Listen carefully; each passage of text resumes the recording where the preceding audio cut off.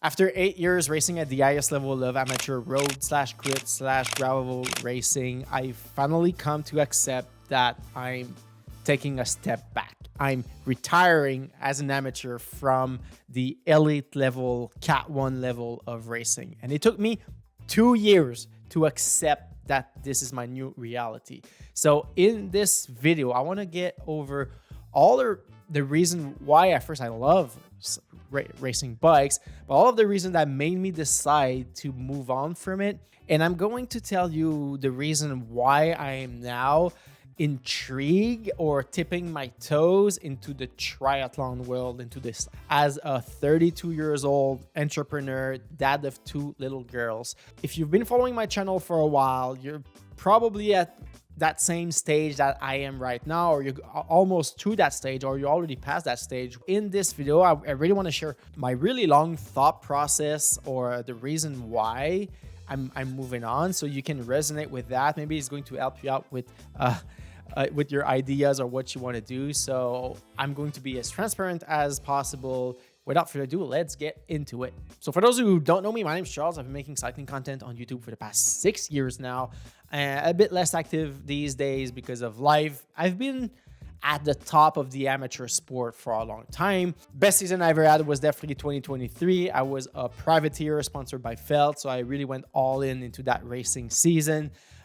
Did multiple top 10s at the Cat 1, the highest level we have here in Quebec. Finished 4th at Crit provincial season as well. So I was never the guy on the podium on those road races, but I was often really close to it when it comes to sprinting. The privateer, so no teammate to help me out. So maybe if I had a team, result would have been better over the years, but I made the conscious decision to go solo.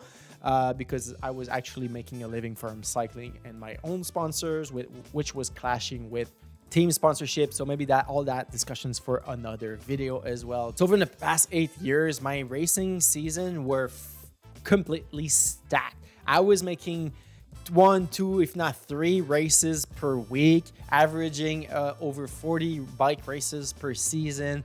It was a lot of time, a lot of commitment, a lot of travel, but I absolutely love it. I was just in love with racing bikes against literally always the same people. When you make some really good connection with your teammates, when I had the team, you make good connection with the rivals as well. So for road and crit races was my life from 2019 to 2023, with these huge seasons that never was stopping.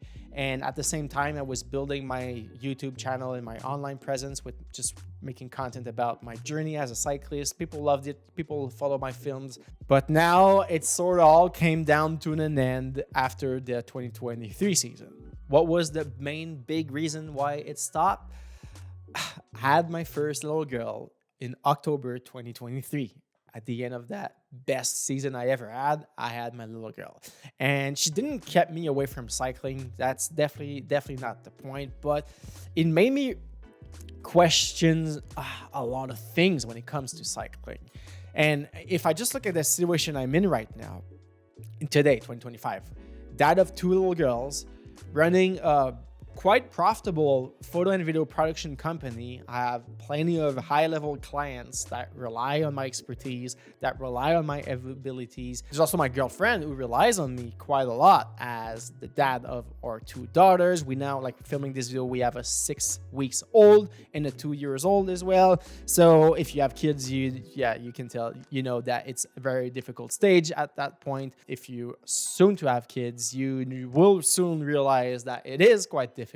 So these 3 big new pillars as a 30-year-old homeowner, dad of 2 entrepreneur, really made me question my identity as a high-level athlete that commits to training, commits to travel, commits to racing a bike. So I'm going to go over the 3 main reasons why racing road bikes and crits just doesn't make sense anymore for where I am in life. So the biggest reason why is the crashes, the inevitable will happen at some point crash. Even though if you're a great pilot, you know how to position yourself, it's prone to happen at some point. And all those years racing it, I was okay with the risk. I was fine with that. But when I took that first step back in 2024 and I was looking at all my friends' race recaps and stories, I realized this one thing. Every week, if there's 2 or 3 races per week, there was at least one, if not 2, smaller crash. 2 or 3 riders clipping wheels, falling, little bruise, get back to it. Not that big of a deal. Well, then every month, after 2 races per week, that's 8 races, there would have been at least one big-ish crash with 5 to 15 riders, maybe one frame that cracked, maybe 1 or 2 riders went to the hospital for some x-rays, maybe broken ribs, a clavicle. And when you look at the end of the season overall, there would be at least one quite heavy, high-impact crash that was a very serious injury. And I've been lucky enough throughout my career that I've never been that guy.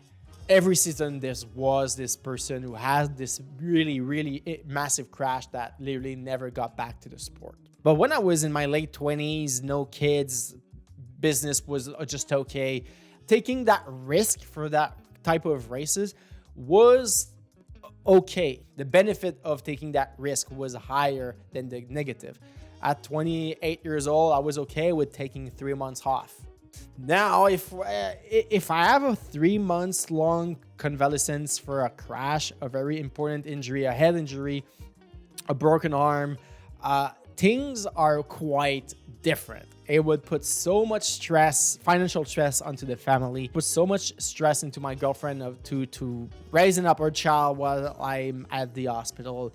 And it's something I just couldn't see myself put my family into that situation.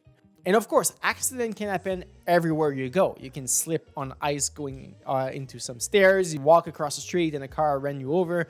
Accidents happen everywhere. But when it comes to road and crit races, these crashes are often not because of you, if you are a decent rider.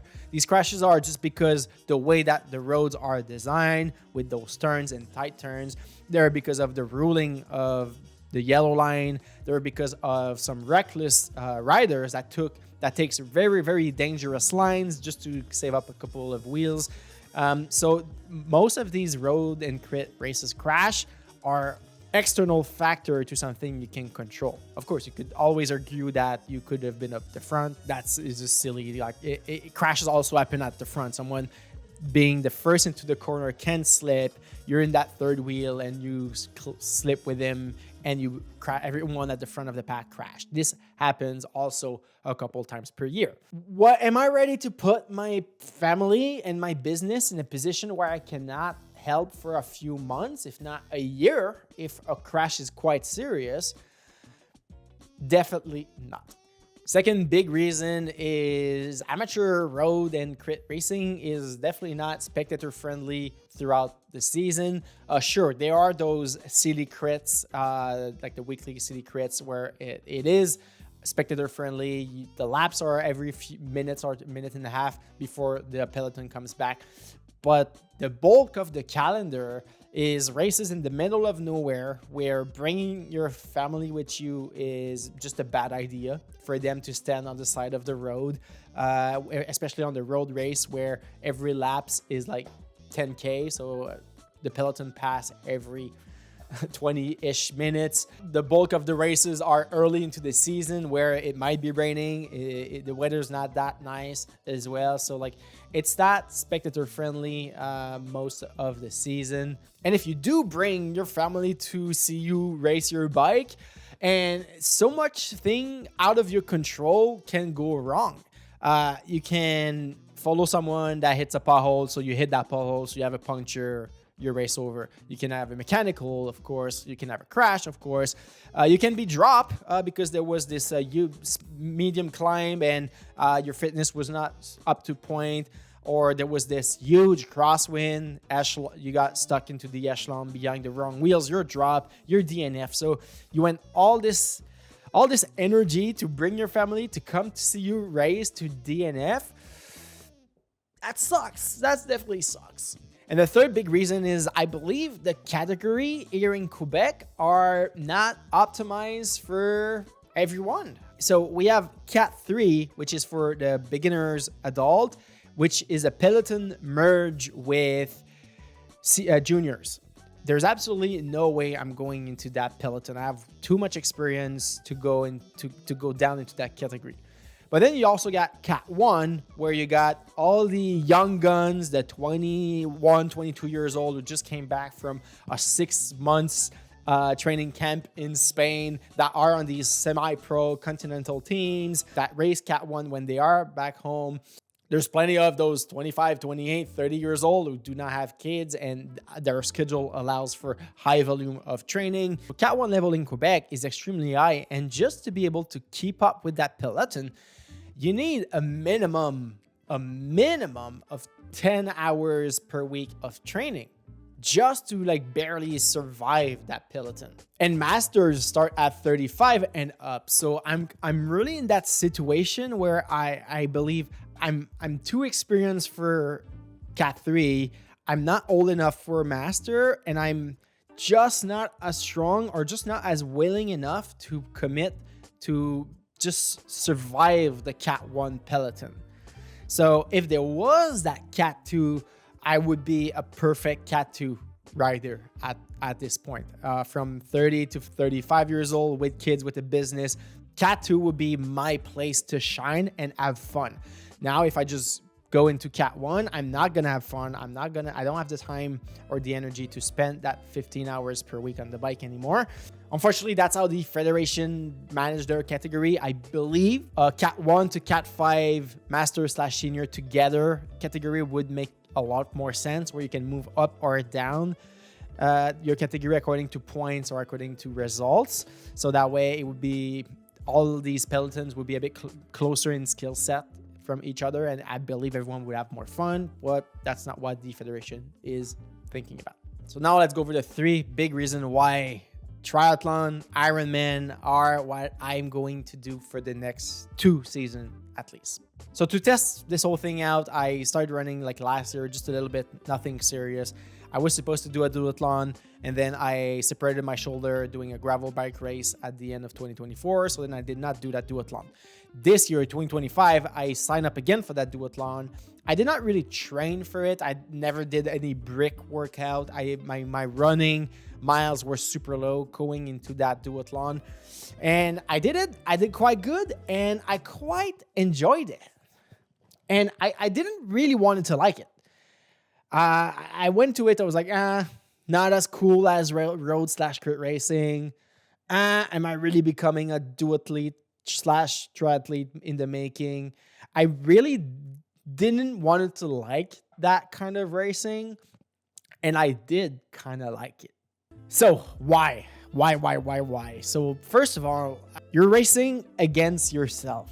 You're not really racing against the other people. I couldn't care much about other people's time, about everyone ahead of me in the timing. I just genuinely wanted to do as good as possible for my PRs for me. I had this target goal to PR my 10K first run. I did it. I had this goal of doing 39K an hour for that 40K bike part on a road bike. And I did it, and then I just survived that last 5K. I set some goals, a little bit worked towards them, and I crushed them. And I believe that is the spirit of triathlon. You are 100% responsible of your training. You are 100% responsible of your equipment. You are responsible to the way you ride, the way you do your race. So there's no outside factor other than yourself that can impact your results. As crit and road races, it's literally only outside factors that can dictate your results. Triathlons, Ironmans are in more family-friendly travel locations. They are not in the middle of freaking nowhere. And I believe it's a bit more fun to watch from the side of the road. You always come back to that same transition zone. If you have your family coming over and to cheer you or some friends, since you're kind of racing yourself, you can take the 2 seconds or the 5 seconds to just say hi, cheer with them, share a smile. Something you do not do in the crit races. Non, merci. Faites-le, mais trop chaud pour ça. Ah oui, s'il te plaît. And there's less chances of DNF, which is also cool for your people to come and see you. There's more chances for you to cross that finish line than you to not cross this finish line with proper preparation. And the third point why I'm tipping my toes in triathlon is I just realized it's not necessarily more time needed for training. And let me explain. So sure, I would 100% be a slower cyclist, but to be at the level I want to be as a Cat 1 elite racer, I need to spend that 10 to 15 hours per week of training. And to have a proper long endurance training on the bike, you need to leave the house for 3, 4, 5 hours. And when training running, you cannot really do as much volume because otherwise it might be too much impact. So like you're kind of limited to an hour and a half training runs. And those runs can easily be done with my little girls into the stroller.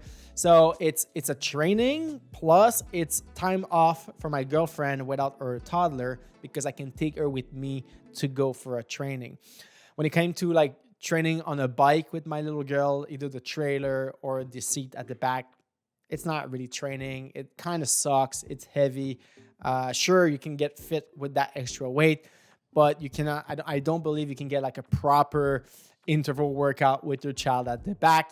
Something you can do when you're running with the stroller. You can do intervals, you can do long runs. And if your kids love this stroller, you're going to spend a lot of time training with them. So it's also good for bonding time with your little ones. And swimming, like to be honest, of course, right now as I'm learning to swim, it's a little bit more investment of time, but my goals of swimming for these Ironmans would just be survive. It won't be race or get out of the water first. It would be just get out of the water alive and then race on the bike and then race on the foot. At least for the next 2 years, that's my strategy. So once I'll nail down the technique, which I'm working quite a lot right now, and it's going well very fast, I will be able to do those 1.9 kilometer swims without too much training once the technique is nailed down, because I will not race the water. I will just race the bike and race the run. So what are my next step into my triathlete journey here in 2026? So the big main event of the next season will be Ironman 70.3 Maine. The reason why I chose the Maine location is because it's the easiest swim on all the Ironman on the East Coast. It's downstream of a river, so super easy to do. I got told you can literally let yourself float and you will arrive at destination and not die. But the bike course is a bit more difficult because there is elevation, but the bike will be my cup of tea. I'm going to add a few more Olympic distance triathlon, maybe 1 or 2 before the Ironman and 1 or 2 maybe after. So the 1 or 2 before will be for dialing in the swim, dialing in the transition, dialing in the aero position on the bike. And at the end of the season, maybe 1 or 2 more, either Olympic distance or after Ironman, just to apply all of the new knowledge that I've built up over the years, apply that fitness and really try to go for PRs. This will lead me to 2027 with some really good experience and preparation. And that's where I would love to do maybe now 2 half distance Ironman and 1 full distance Ironman at the end of the season. So that's the plan for the racing in the next 2 years.